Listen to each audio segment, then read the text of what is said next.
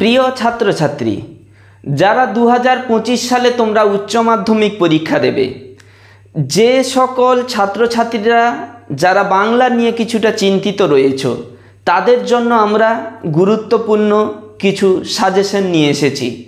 তোমাদের প্রথমেই 3টে গল্প রয়েছে বাংলা বইতে, যেটা হচ্ছে প্রথম মানিক বন্দ্যোপাধ্যায়ের লেখা কে বাঁচায় কে বাঁচে, এছাড়া মহাশ্বেতা দেবীর লেখা ভাত গল্প, এবং 3 নম্বর গল্প হচ্ছে ভারতবর্ষ সৈয়দ মুস্তাফা সিরাজের লেখা।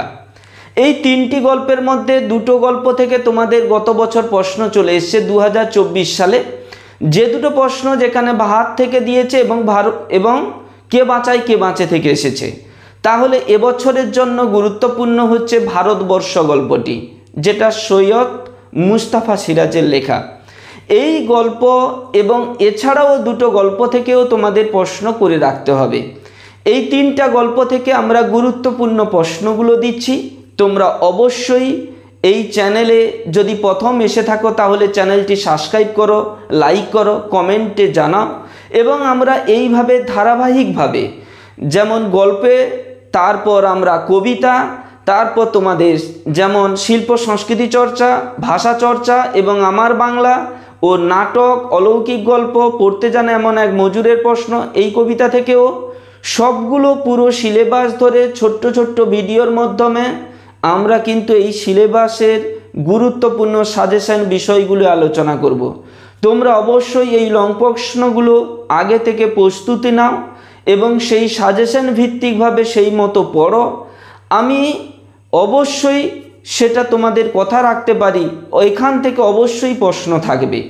যদি এই লাইন থেকেও না প্রশ্ন থাকে, তোমাদের অন্য লাইন তুলে প্রশ্ন দিলেও এখান থেকেই কিন্তু উত্তরগুলো পেয়ে যাবে।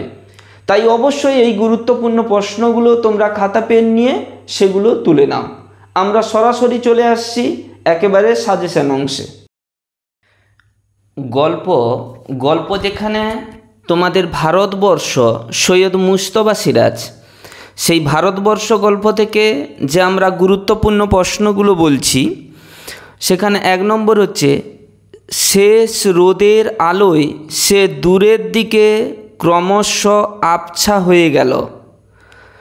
এই লাইনটার উপর প্রশ্ন থাকতে পারে, কার কথা বলা হয়েছে? সে ক্রমশ আবছা হয়ে গেল কেন? তাহলে কার কথা বলা হয়েছে? সে ক্রমশ আবছা হয়ে গেল কেন? এটা হচ্ছে 1+4 এই প্রশ্নের মান। 2 নম্বর প্রশ্নতে চলে যাচ্ছি। 2 নম্বর প্রশ্ন হচ্ছে হঠাৎ বিকালে এক অদ্ভুত দৃশ্য দেখা গেল। হঠাৎ বিকেলে এক অদ্ভুত দৃশ্য দেখা গেল। এখানে প্রশ্ন হচ্ছে অদ্ভুত দৃশ্যটি কি? অদ্ভুত দৃশ্য দেখার পর কোন ঘটনা ঘটল? 2+3। তাহলে অদ্ভুত দৃশ্যটি কি? অদ্ভুত দৃশ্য দেখার পর কোন ঘটনা ঘটল? 2+3।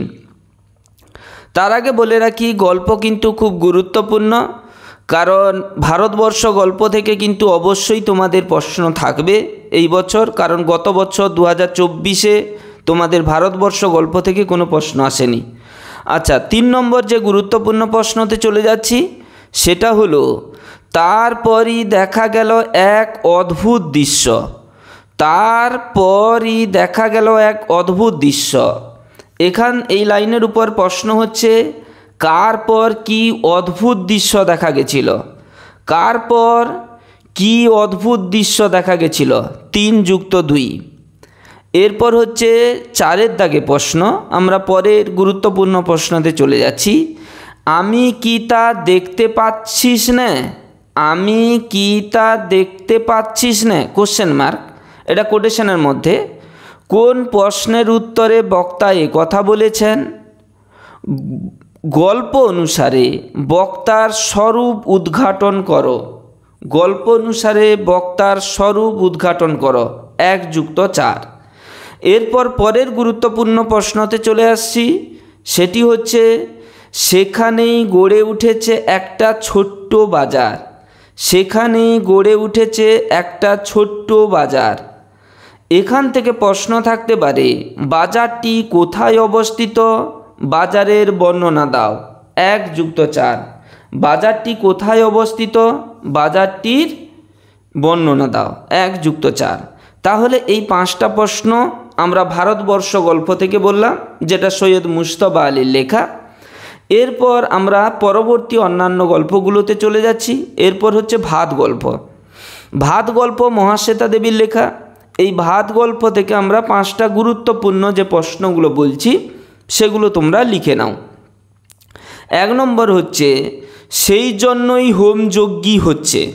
এই লাইনের উপরেই প্রশ্ন, সেই জন্যই হোমযজ্ঞী হচ্ছে। এখান থেকে প্রশ্ন হচ্ছে হোমযজ্ঞীর কারণ জানিয়ে যজ্ঞের বর্ণনা দাও। অর্থাৎ হোমযজ্ঞীর কারণ কি এবং হোমযজ্ঞের বর্ণনা দাও। তাহলে 2+3। এরপর 2 নম্বর প্রশ্ন হচ্ছে কপালটা মন্দ তার বড়ই মন্দ। কপালটা মন্দ তার বড়ই মন্দ।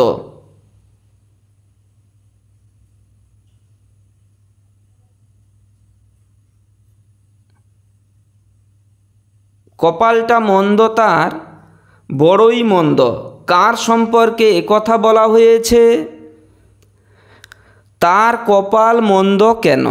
কার সম্পর্কে একথা বলা হয়েছে? তার কপাল মন্দ কেন? 1+4। এরপর পরের প্রশ্নতে চলে যাচ্ছি। 3-এর দাগে দাঁতগুলো বের করে সে কামটের মতো হিংস্র ভঙ্গি করে। দাঁতগুলো বের করে সে কামটের মতো হিংস্র ভঙ্গি করে। কে কার প্রতি এমন আচরণ? এমন আচরণের কারণ কি? কে কার প্রতি এমন আচরণ এবং এই আচরণের কারণ কি? 2+3। এরপরের প্রশ্নতে চলে আসছি। সকাল হতেই বোঝা গিয়েছিল সর্বনাশের বহরখানা। সকাল হতেই বোঝা গিয়েছিল সর্বনাশের বহরখানা। কার সর্বনাশ? সর্বনাশের বহরখানার পরিচয় দাও। কার সর্বনাশ? সর্বনাশের বহরখানার পরিচয় দাও। 1+4। এরপর হচ্ছে 5-এর দাগের প্রশ্ন, মানে পরবর্তী গুরুত্বপূর্ণ প্রশ্ন, যে আসল বাধাটার খোঁজ করা হয় না আর উৎসবের। আসল বাধাটার খোঁজ করা হয় না আর উৎসবের। এখান থেকে প্রশ্ন হচ্ছে উৎসব কে? সে কোন বাধার খোঁজ করতে চেয়েছিল? সে কোন বাধার খোঁজ করতে চেয়েছিল? কেন তার খোঁজ করা হলো না? কেন তার খোঁজ করা হলো না? এখানে থেকে হচ্ছে 1+1+3 5 নম্বরের এই গুরুত্বপূর্ণ প্রশ্নগুলো। তাহলে এইখান থেকে আমরা 2টো গল্প থেকে বললাম, একটা ভারতবর্ষ এবং আর একটা ভাত গল্প থেকে। এরপর গুরুত্বপূর্ণ আর একটা গল্প, যেটা হচ্ছে কে বাঁচায় কে বাঁচে। সেটা হচ্ছে মানিক বন্দ্যোপাধ্যায়ের লেখা। এই গল্প থেকে গুরুত্বপূর্ণ আমরা 4টা প্রশ্নই বলছি। 1 নম্বর হচ্ছে এ অপরাধের প্রায়শ্চিত্ত কী? কে কোন অপরাধের প্রায়শ্চিত্ত করতে চেয়েছে? বক্তা নিজেকে অপরাধী মনে করেছেন কেন? বক্তা নিজেকে অপরাধী মনে করেছেন কেন? 3+2। তাহলে প্রশ্নটা বুঝতে পারলে, এ অপরাধের প্রায়শ্চিত্ত কী? কে কোন অপরাধের প্রায়শ্চিত্ত করতে চেয়েছে? বক্তা নিজেকে অপরাধী মনে করছেন কেন? 3+2। পরের প্রশ্ন, মৃত্যুঞ্জয়ের বাড়ির অবস্থা শোচনীয়। মৃত্যুঞ্জয়ের বাড়ির অবস্থা শোচনীয়। এখান থেকে প্রশ্ন হচ্ছে মৃত্যুঞ্জয়ের বাড়ির অবস্থা শোচনীয় কেন? এই শোচনীয় অবস্থার পরিচয় দাও। তাহলে তার বাড়ির অবস্থা শোচনীয় কেন এবং এই শোচনীয় অবস্থার পরিচয় দাও। এটা 3+2। এরপর পরের প্রশ্ন, এসব কোনো কথাই সে বলতে পারল না, গলায় আটকে গেল। এসব কোনো কথাই সে বলতে পারল না, গলায় আটকে গেল। কে কি কথা বলতে পারল না? পরে বা সে কি বলতে পেরেছিল? পরে বা সে কি বলতে পেরেছিল? তাহলে এটা 2 যুক্ত 3। আচ্ছা, এরপর পরের প্রশ্নতে চলে আসছি, 4 দাগের প্রশ্ন, যে নিখিল শোনে আর তার মুখ কালি হয়ে যায়। নিখিল শোনে আর তার মুখ কালি হয়ে যায়। এখান থেকে প্রশ্ন হচ্ছে, নিখিল কার কি কথা শুনে এমন প্রতিক্রিয়া হয়েছিল? এরপর নিখিল কি পদক্ষেপ নেয়? তাহলে নিখিল শোনে আর তার মুখ কালি হয়ে যায়। এখান থেকে প্রশ্ন হচ্ছে, নিখিল কার কি কথা শুনে এমন প্রতিক্রিয়া হয়েছিল? এরপর নিখিল কি পদক্ষেপ নেয়? 3 যুক্ত 2। এই হচ্ছে প্রশ্ন।